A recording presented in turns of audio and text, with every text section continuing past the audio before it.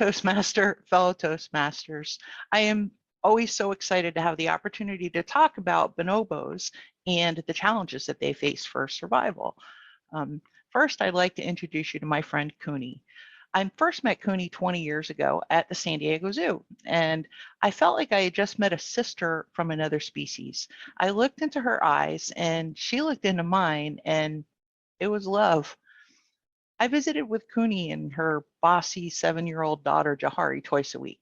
And Cooney would press up against the glass to touch my hand, and Jahari would insist that I take my sunglasses off so that she could look into my eyes. And then she wanted to play. That is how I came to love bonobos. At first glance, bonobos look like chimpanzees. Both share about 99% of their DNA with us humans, but in fact, they're more closely related to us than they are to either orangutans or gorillas. Bonobos and chimps are very different. Their appearance is different in that the bonobo skin is darker, they have long hair on their heads and pink lips. Bonobos have longer, slender limbs compared to the stockier chimps. Now, bonobos live only in the Democratic Republic of the Congo in Central Africa, in the Congo Basin rainforest south of the Congo River. They can live in the wild for up to 40 years, but the oldest bonobo in captivity is Margaret here. She lives at the Frankfurt Zoo, and she is over 70 years old. Why are they referred to as hippie apes? Well, it's because of their unique nature. Although bonobos are not total pacifists and violence does occur, they tend to be peaceful and tolerant. While chimpanzee alpha males rule with violent aggression, the females are powerless in chimpanzee world. Bonobos have a matriarchal structure where the females rule, and mostly through peaceful cooperation. Bonobos remain extraordinarily playful through their whole lives. They laugh and they enjoy tickling and playing games. But they're most famous for their sexual behavior, which is both frequent and indiscriminate of age or gender.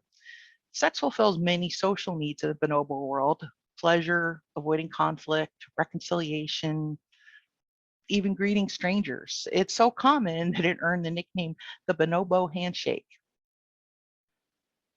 Empathy, compassion, and altruism are traits that were once believed to be uniquely human, but we now know they're found in bonobos too.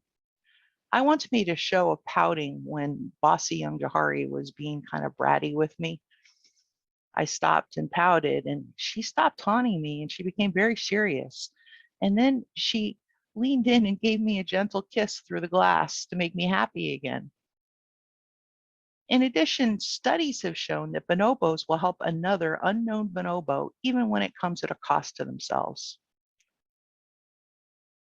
Bonobos have strong friendships. At the Milwaukee Zoo, a male named Lodi had a good friend named Kidogo who was weak, and he was dying of heart disease. Lodi carried Kidogo everywhere and would obtain the tastiest bits of food and give it to his old friend. Overall, you could say that a make love, not war vibe is what earned bonobos their hippie ape nickname. But now comes the distressing part. There may be only about 15,000 bonobos left in the wild. That number is shrinking so rapidly that bonobos are likely to go extinct in the near future. Their biggest threat is poachers who hunt them for bushmeat and to steal wild infants to sell to traffickers. It's a brutal process where the poachers kill the nursing mothers and often entire families in order to steal one infant. For every bonobo infant that's taken, it's estimated that 5 adults are killed.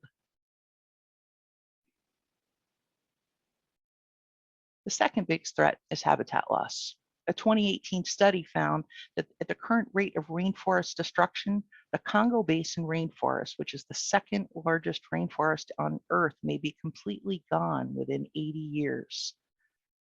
Conservation organizations trying to help bonobos and others in the Congo face complex challenges. One of the most difficult challenges is the political and social instability there.